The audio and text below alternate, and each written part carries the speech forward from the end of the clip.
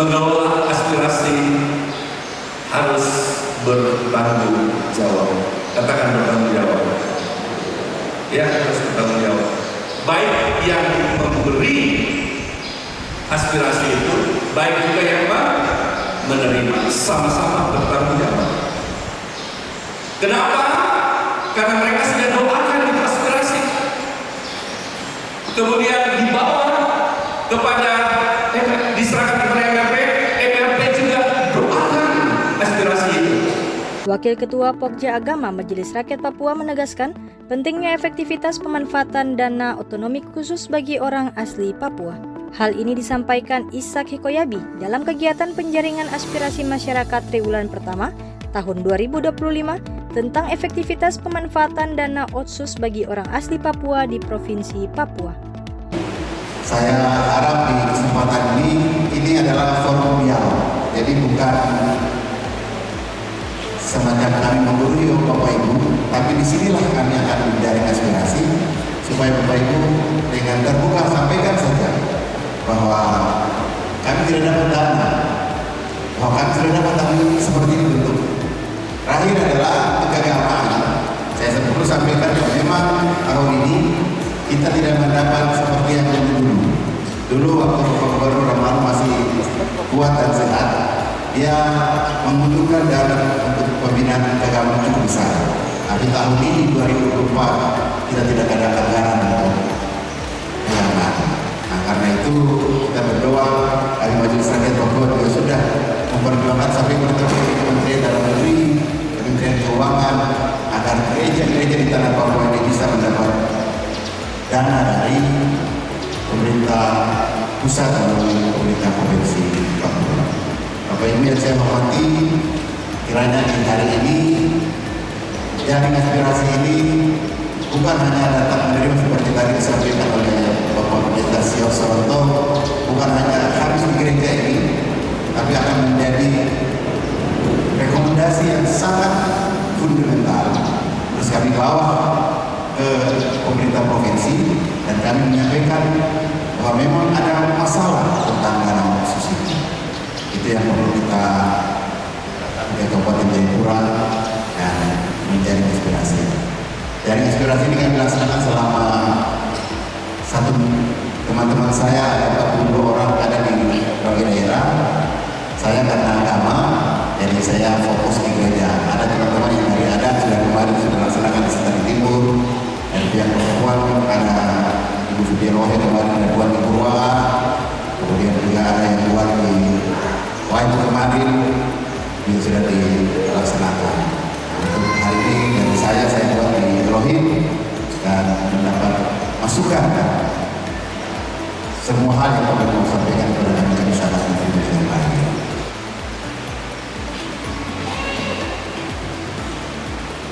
Masa depan Papua, Papua sehat, Papua cerdas, Papua produktif. Itu yang kita harapkan dari dana otsus. Itu salah yang mengelola dana otsus tanggung jawab dengan Tuhan. Tapi kalau ada yang menerima dengan baik dan benar, peruntungannya jelas, maka itu akan menjadi berkat untuk kita orang asli Papua. Amin. Setuju ya? Karena itu di kesempatan ini saya berharap sekali tidak bersungkan-sungkan kata orang Jawa. Sampaikan saja apa adanya. Jangan takut. Karena kami Majelis Rakyat Papua mau dengar itu.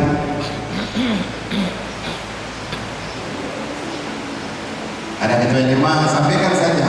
Ada masalah apa di Kabupaten Jayapura tentang dana otsus? Kepala sekolah terima dana otsus, sampaikan saja apa adanya.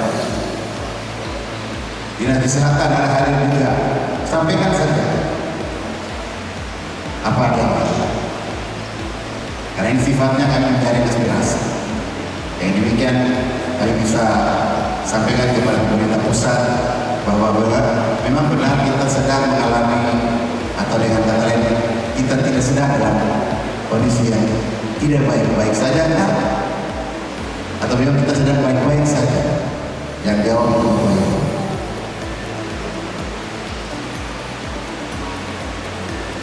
Papua sehat, Papua cerdas, Papua produktif ditentukan oleh semua yang ada dalam ruangan. Dengan peran kita masing-masing, dengan visi kita masing-masing. Pandangan untuk 10-20 tahun ke depan, anak-anak Papua bisa jadi gubernur, bisa jadi bupati, bisa jadi kepala dinas, bisa jadi menteri, bahkan bisa jadi presiden, hanya dengan cara ini. Pertama-tama kami mengapresiasi apa yang dilakukan oleh Bapak Ishak Hikoyadi, di mana beliau telah menghimpun Bapak Ibu saya dan saudara pada kesempatan kali ini. Dan Bapak Ibu yang diberkati oleh Tuhan kita Yesus Kristus, saya perlu sampaikan bahwa dari seleksi Majelis Rakyat Papua, khususnya untuk Pokja Agama, keterwakilan agama dalam hal ini keterwakilannya di MRP, kami dari DKPI juga kemudian mempunyai kelayakan untuk mengusung calon berdasarkan dengan peraturan dan semua yang ditentukan atau persyaratan. Dan akhirnya Bapak Ibu kami bersepakat secara sinode untuk mengutus Bapak terkasih. Secara sinode kita tidak bersama Bapak Ibu, tapi secara kepentingan orang Papua kita bersama. Apakah di sinode GKPI tidak ada orang? Ada. Tetapi kita tidak hanya mengutus orang ke MRT untuk diam-diam saja di sana. Kita butuh mengutus orang ke sana. Dia berbicara tentang kepentingan orang Papua, di atas tanah Papua. Sehingga dari sinode kami kemudian memberikan rekomendasi kami secara bulat untuk beliau. Dan kami sampaikan kepada beliau, gereja ini hanya merupakan kepanjangan tangan dari Tuhan untuk menyelamatkan aspirasi orang Papua di atas tanah Papua. Saya secara berulang menyampaikan kepada beliau, saya bilang kita ini sebenarnya sedang mengikuti garis yang sudah digaris di atas. Ini agenda sorga. Artinya kita hanya sebagai pelengkap saja untuk melengkapi mengutus orang yang memang pergi ke MRP. Sehingga kalau besok saya bilang sama beliau, Bapak ini tahu bahwa seleksinya banyak hal yang harus kita tempuh dan lain sebagainya. Saya bilang sama beliau, Bapak, kalau besok Bapak lolos sebagai anggota MRP, ini bukan gereja yang diutus Bapak diutus oleh Tuhan di sorga. Oleh karenanya, kepentingan Bapak adalah satu saja, semua orang harus terlayani dan semua orang merasa bahwa MRP hadir buat kita. Sehingga kami terus mengarahkan kepada Bapak, kalau boleh semua sinode di bawah PGPI itu bisa merasakan sentuhan daripada Bapak. Itu butiran emas dari atas, dia turun, lalu dia masuk ke kepala itu, dan lalu lukanya itu tertutup perlahan-lahan. Pada saat itu orang tidak berdoa sambil membuka mata karena situasinya cukup sulit berdoa di situ dengan barang-barang cukup banyak. Dan apa yang terjadi, semua merasa kaget. Apa yang terjadi? Kok bisa luka yang besar itu? Dan anak itu diprediksi mati oleh dokter. Tetapi pada hari itu terjadilah pemulihan dan anak itu dia sembuh, lukanya tertutup, darahnya berhenti. Dan itu adalah satu-satunya mukjizat yang dilihat oleh beberapa anak muda itu ketika mereka melakukan pelayanan di Laut-Timur. Dan hari ini karena kejadian itu mereka sekarang ada di tanah Papua dan ada di beberapa bekerja di rumah sakit, di Kuncen dan beberapa tempat. Artinya Bapak Ibu, Papua ini punya hati Tuhan yang besar sekali. Ini kami awali di awal bahwa banyak orang yang hati yang sama. Baik, lanjut. Ada beberapa rujukan kebijakan Bapak Ibu yang dari nasional dan pada saat ini Bupati untuk bagaimana meningkatkan akses pelayanan tinggi. Kabupaten Jayapura ini tinggi luar biasa berat. Kemudian yang kedua, cek kesehatan gratis. Yang ketiga, memastikan rumah sakit berjalan baik. Lanjut. Nah, Bapak Ibu kalau lihat posisi puskesmas itu sudah ada di 22 di 19 distrik. Ada 3 distrik yang punya puskesmas. Di Waibu ada 2, kemudian di Ayu ada 2. Itu di bagian bawah. Yang satu terpisah dari jalan, itu adalah jalan yang menghubungkan puskesmas Pakai berbatasan dengan Yalimo. Kemudian kalau lihat daerah-daerah yang besar kayak Lere itu ada satu puskesmas yang menjangkau luas yang cukup besar. Kemudian di Gunung Buai dan sebagian besar konsentrasi di daerah-daerah WP 1 dan 3. Yang sanitasi itu tadi sudah disampaikan oleh Pak Edi tadi, kita lebih banyak menggunakan untuk pengendalian stunting dan kemiskinan. Karena stunting kita, sanitasi lingkungan kita, toilet kita di kampung-kampung tidak ini, sehingga kita lebih condong bagaimana kita membackup stunting di dinas kesehatan maupun di rumah sakit. Untuk yang spesifik grade untuk pendidikan itu kita biayai khusus untuk siswa masuk sekolah. Jadi saya di Kabupaten Jayapura, saya sampaikan kepada teman-teman di pendidikan bahwa kita tidak berbicara soal pendidikan gratis, tapi kita berbicara soal pendidikan murah. Kalau gratis nanti begitu ada biaya yang tidak tersedia, itu orang tua bayar, nanti kita dianggap bahwa gratis kok orang tua masih bayar. Sehingga kita berbicara soal pendidikan murah, artinya anak-anak masuk sekolah kita bebaskan dari segala makan biaya. Itu di SKPT kalau dan dinas nanti kita sudah jelaskan. Lalu bantuan beasiswa untuk mahasiswa di Kabupaten Jayapura. Dan kita untuk tahun 2024 kemarin kita harus membayar beasiswa dari kebijakan provinsi, yaitu mahasiswa unggul Papua yang kita itu kebijakan provinsi, tapi mau tidak mau Kabupaten Jayapura harus menanggung itu karena kebijakan yang dilakukan oleh provinsi. Sehingga kita harus menyiapkan 27 miliar untuk selesaikan mahasiswa yang sekolah di luar Papua. Kalau Bapak Sekretari semoga kami hormati Bapak Dinas Pembeda dan Sekretaris Dinas Kesehatan dan semua penduduk. Ada 3 hal yang saya ingin sampaikan. Pertama untuk Dinas Kesehatan. Tadi saya dengar Bapak bilang bahwa hampir 70% orang itu mendapat BPJS, dan BPJS yang ditanggung itu dari dana pemerintah. Artinya ada dana atau khusus yang untuk pakai. Saya termasuk korban ini. 1 bulan lalu kami sama keluarga langsung disaster dan tidak mendapat. Iya, baiknya jadikan karena kita tidak terlalu Baik, siap. 1 bulan lalu saya pergi ke rumah sakit, akhirnya dibilang tidak aktif lagi BPJS. Saya tanya kenapa? Mereka bilang tidak tahu, mungkin ada normalisasi anggaran dari provinsi dari Indonesia, dari Jakarta kan? Jadi seperti itu. Nah, saran saya, orang Papua perlu banyak sih Pak. Kalau yang tadi Bapak bilang sudah terakomodir, oke lah, katakanlah semua orang, baik orang Papua maupun orang Papua, oke lah. Tapi ada dana otsus, kenapa tidak dimasukkan? Dan saya berniat Bapak, saya punya apa itu, kakak itu sudah jelas dia tak bukan berusaha. Jadi saya bisa mau tahu ya, kata-kata tadi.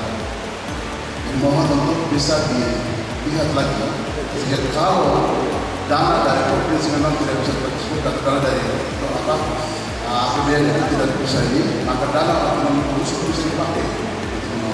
Satu, yang kedua kepada Bapak Kepala Bapak dan Bupati Jayapura. Saya tadi dana untuk agama itu besar 2,8 M.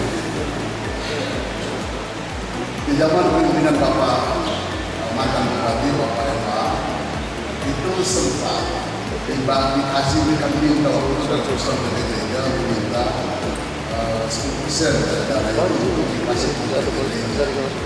Beliau sempat memberi, tapi itu sekali saja. Setelah itu sudah tidak pernah lagi memberi. Nah, beberapa waktu lalu kita ketemu dengan Bupati kita, Bapak IMB, saya sudah sampaikan hal yang sama, mohon untuk diperhatikan untuk dana otonomi khusus itu lihatlah gereja-gereja yang dikasih. Itu pertama. Yang kedua, karena itu dana otonomi khusus orang asli Papua, maka bisa dibuat klasifikasi seperti dari provinsi luar. Di provinsi itu setiap tahun ada dana yang dikasih ke semua sinode dan tidak klasifikasi mana yang gerejanya sinodenya di Papua itu klasifikasi A, lalu yang ada klasifikasi B dan C, sehingga bukan hanya orang Papua saja dapat, tapi teman-teman yang itu bisa dapat. Tapi minimal itu dilihat, dan yang perlu dicatat, jangan kasih ke gereja-gereja yang minta maaf. Saya bingung, mungkin karena pemimpin dari gereja itu kan jadi kasih gereja itu saja. Tolong perhatikan bahwa untuk membangun gereja itu tidak hanya gereja GKI, tidak hanya gereja yang sejenis, ada banyak gereja-gereja lain yang berpeluang itu. Mohon itu dicatat supaya diperhatikan. Mohon Bapak sampaikan kepada Bupati kalau bisa diperhatikan itu untuk hal-hal seperti itu. Yang terakhir Pak Gubernur, ini Bapak Ishak tolong bisa disampaikan kepada pimpinan DPRD, karena setiap kali kami di Kementerian Agama itu ketemu selalu menjadi masalah. Memang kita paham Kementerian Agama itu kan instansi vertikal, dia tidak ada hubungan dengan dinas provinsi, tetapi dia urus orang Papua banyak. Maka perlu sekali untuk diperhatikan, karena setiap kali dalam pertemuan kita seringkali diajak berdiskusi oleh baik di provinsi maupun kota, mereka selalu mengatakan hal-hal itu. Jadi mohon bahwa kesempatan itu mungkin bisa disampaikan supaya ada sedikit dana yang bisa menolong kementerian dalam hal khusus. Terima kasih. Baik, terima kasih. Juga saya untuk pertama nama Ibu Rosari, saya mau izin kita kosong. Pertanyaan saya langsung kepada Bapak Ishak dan Ibu Jaga Majelis Papua. Kami kurang lebih 4 tahun itu pelayanan di kapal batas PUD dari gereja distrik Asur Timur, Kampung Sangke. 3 hal yang kami lihat yang pertama soal pendidikan. Soal pendidikan yang ada di sana itu adalah sekolah dasar dan YPK. Namun waktu yang sudah berjalan, sekolah itu sudah terus tenaga dan ada tempat. Lalu saya wawancara dengan anak sekolah di situ, pendidikan terlalu sekali. Saya berusaha untuk membangun satu kegiatan yang membaca untuk memberikan edukasi kepada anak sekolah dengan membaca dalam rangka pendidikan baca. Itu yang pertama. Tenaga guru ada, PNS ada, tetapi tidak aktif di sekolah. Jadi itu anak-anak yang berbiara saya tidak pendidikan dengan baik. Itu yang pertama. Kemudian yang kedua, untuk kesehatan. Di sana ada puskes, tapi tenaga kesehatan tidak ada. Lalu obat yang dijual itu pada luasan. Nah ini sangat membahayakan generasi-generasi orang-orang berpuasa yang ada di sana. Untuk perhatian juga dari kesehatan, yaitu mungkin kita bicara dalam suatu kabupaten. Tapi untuk Kampung Sangke di distrik Asur Timur sangat memperhatikan sekali dalam segi kesehatan. Khusus sampai sekarang ada yang tidak berjalan. Tenaga kesehatan sekolah, karena itu terlalu besar. Nah, seperti itu kami sangat berharap kepada dapat bisa melakukan diri dengan baik sekali untuk tenaga kesehatan untuk itu dengan mencegah obat. Ini tidak obat sudah pada luasan bisa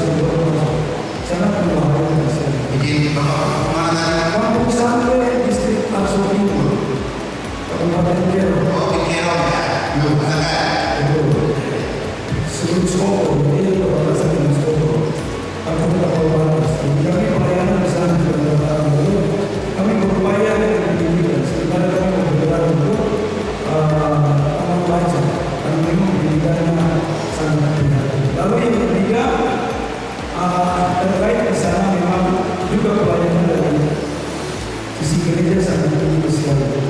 Sehingga kami dari jajaran Partai Sosial kami juga ikut membantu DKI yang di sana. Mohon juga kami minta kepada negara bahwa apa yang dibilang terkait dengan pelayanan spiritual kepada manusia itu bukan terkait dengan salah satu organisasi yang memulai tempat di sini. Jadi kami pernah sempat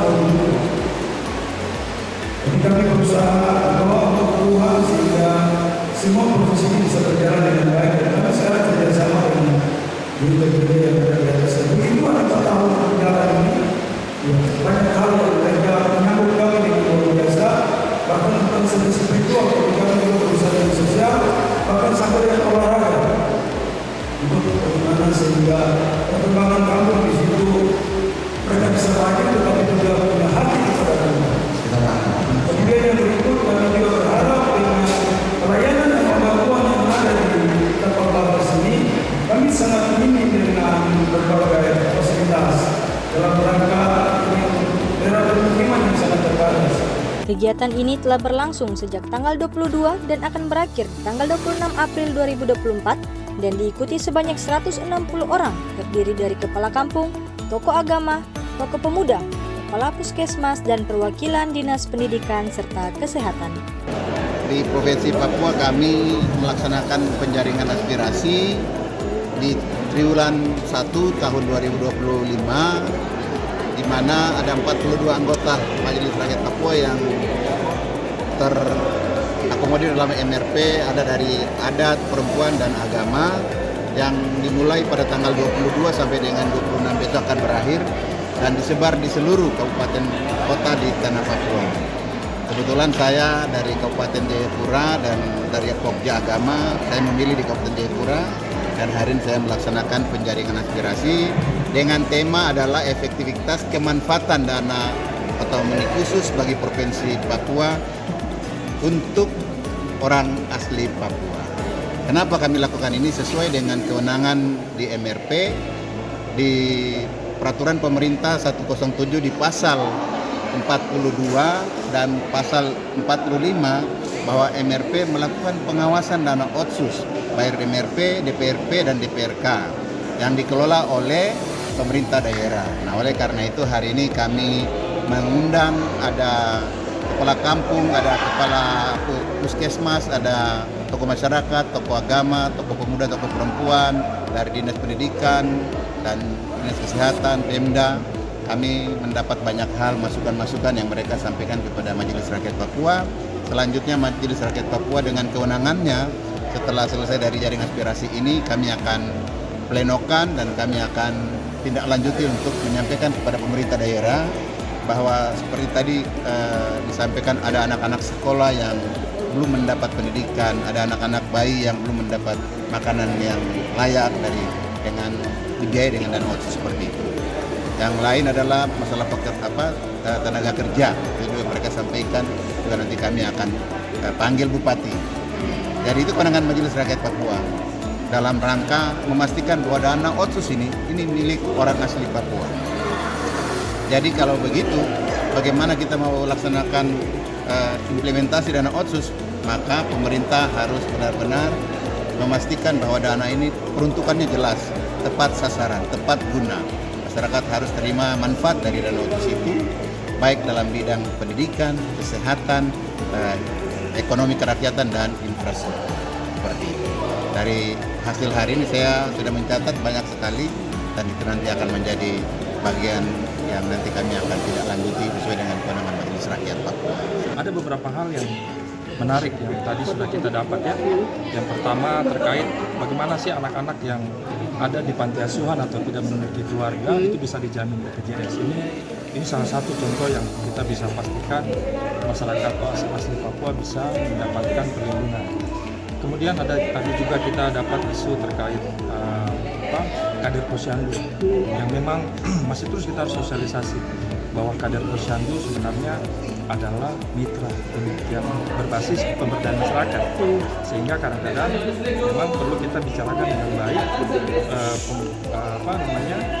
tugas antara kader di kampung dengan kader yang berbasis penyakit yang selama ini kita dapat.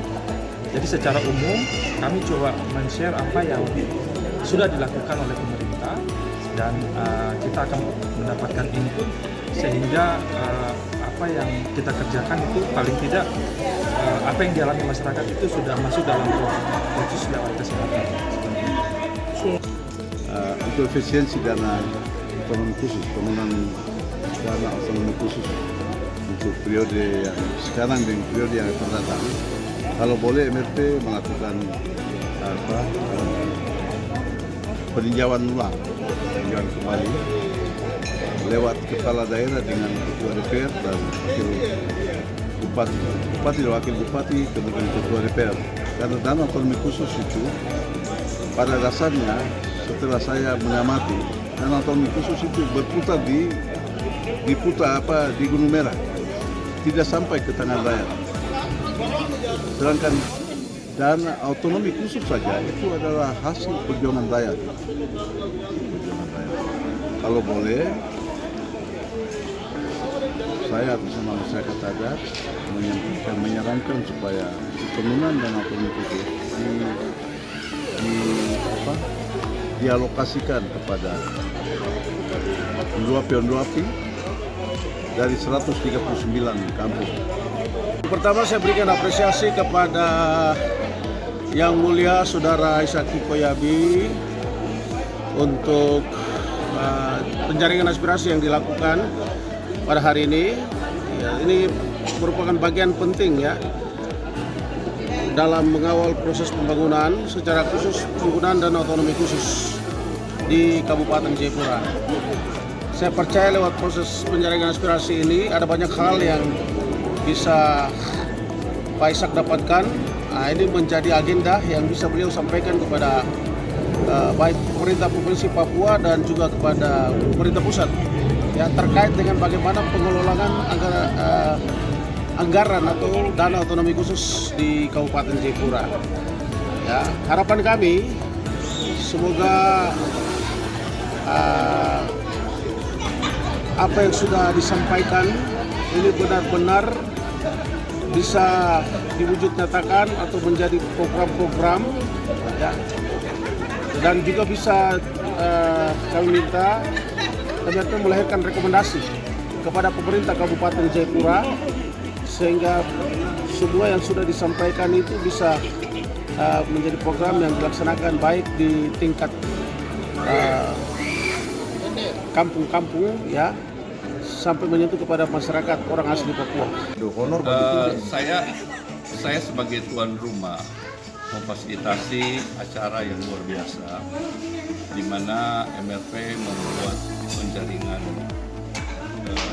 aspirasi dari masyarakat, dan itu masyarakat itu dari berbagai lapisan, baik ada agama, tokoh adat, perempuan, pemuda, masyarakat dan semua. Dan puji Tuhan di gereja ini sudah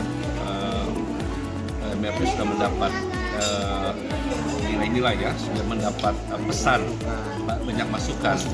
Nah itu mereka akan bawa untuk kemudian diolah di kantor yang tinggi besar itu, sehingga mereka akan pakai itu nanti untuk menjadi satu bahan untuk aspirasi ini akan menjadi kenyataan. Jadi saya bersyukur saya dipilih sebagai tuan rumah, dan ini suatu kebahagiaan bagi saya sebagai pendeta di Provinsi tadi. Setelah bersama seluruh hamba-hamba Tuhan dari berbagai denominasi, tetapi juga masyarakat adat, tokoh adat, tokoh perempuan, dan pemuda, bahkan juga pemerintah daerah, khususnya Kabupaten Jayapura.